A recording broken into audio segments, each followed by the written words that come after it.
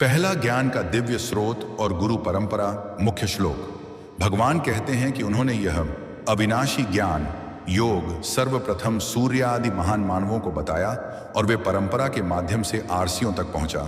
अब यह अर्जुन को दिया जा रहा है। उदाहरण, कल्पना करें कि एक दुर्लभ प्राचीन कलाकृति जैसे एक पवित्र गहना गांधी काल से आपके परिवार में पीढ़ी दर पीढ़ी हस्तांतरित होती आ रही है। आज वह किसी को दिया जा रहा है जिसे पूरा भरोसा है कि वह इसका मूल्य समझेगा। ठीक वैसे ही यह दिव्य ज्ञान भी गुरु परंपरा से आता है और अर्जुन को सौंपा जा रहा है। 2. भगवान का अवतार। अविनाशी दिव्य कर्मों के लिए मुख्य श्लोक।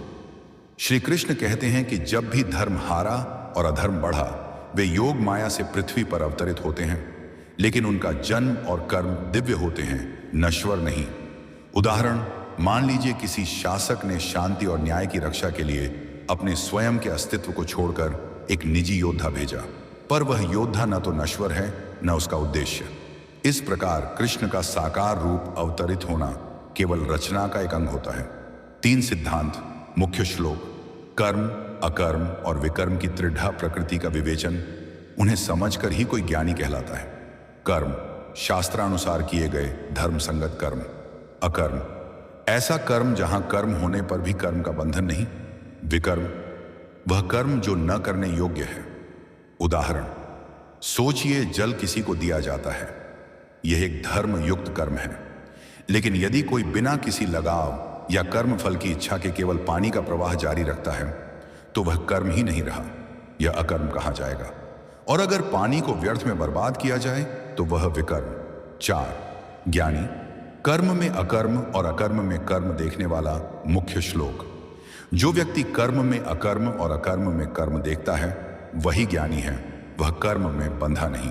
उदाहरण, एक शिक्षक जिसे केवल शिक्षा देने में संतोष होता है, न वह प्रसिद्ध चाहता है न साधन फल, वह पराता तो है पर बंधा नहीं, यही अकर्म की स्थिति है। 5. ज्ञान अग्नि। कर्म और पापों का नाश। मुख्य श्लोक। जैसे प्रज्वलित अग्नि सभी ईंधनों को भस्म कर देती है, वैसे ही ज्ञान रूपी अग्नि सभी कर्मों और पापों को भस्म कर देती है। उदाहरण, सोचिए एक घर में पुराने सूखे लकड़ियां पड़ी हैं। एक स्पीका देर से जलने के बाद सब कुछ राख में बदल देता है। इसी प्रकार सत्य ज्ञान पापों के भंडार को एक ही क्षण में नष्ट कर सकता है। 6. संतोष, द्वंद्वहीनता और बंधनहीन कर्म। मुख्य श्लोक। जो व्यक्ति सफलता असफलता से स्वतंत्र, संतुष्ट और ईर्ष्या रहित होकर कर्म करता है वह कर्म में बंधा नहीं होता। उदाहरण, एक किसान जो पूरी निष्ठा से खेती करता है, भले ही वर्षा हो या सूखा, उसकी आशा स्थिर रहती है। इस आत्म संतोष में वह बंधनहीन है। 7वां समर्पित कर्म। ब्रह्म की भेंट। मुख्य श्लोक। जिसके कर्म, हवन, दान सब ब्रह्म को समर्पित हों, वे ब्रह्म में लीन हैं, ऐसा व्यक्ति परम धाम को प्राप्त होता है। उदाहरण, भागीरथ जैसे राजा ने गंगा जी को धरती पर लाकर संसार को स्वच्छ किया। यह कर्म मात्र नहीं, परम भक्ति है। इसी समर्पित कर्म से मोक्ष की प्राप्ति होती है। 8. विविध साधनाएं, नाम, यज्ञ और तत्व ज्ञान।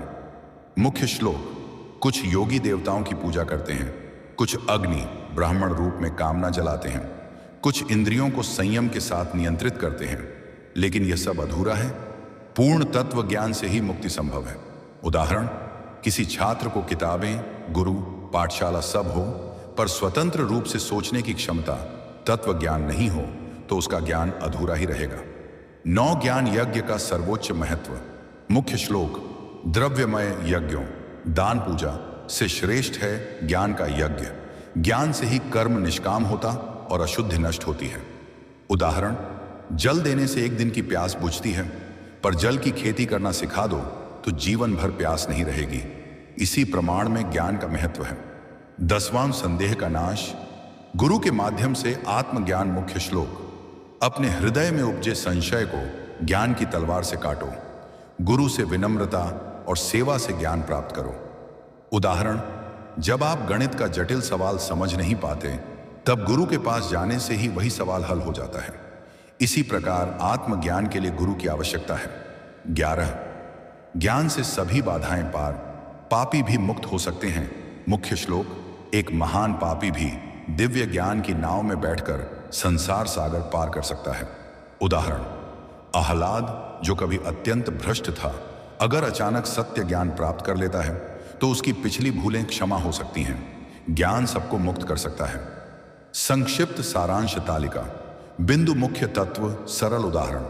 एक गुरु परंपरा से ज्ञान परिवार की विरासत, 2 दिव्य अवतार रक्षक, योद्धा, 3 कर्म अकर्म, विकर्म पानी का व्यवहार, 4 ज्ञानी की स्थिति, निष्काम शिक्षक, 5 ज्ञान, अग्नि आग से, राख 6 संतोषी, बिंधन कर्म, निष्ठावान किसान, 7 समर्पित कर्म, भागीरथ का बलिदान, 8 अधूरे साधन पढ़ाई, बिना सोच 9 ज्ञान यज्ञ श्रेष्ठ खेती सिखाना, 10 गुरु से संशय नाश, गुरु से प्रश्न, 11 पापी भी मुक्त, भ्रष्टता का परिवर्तन।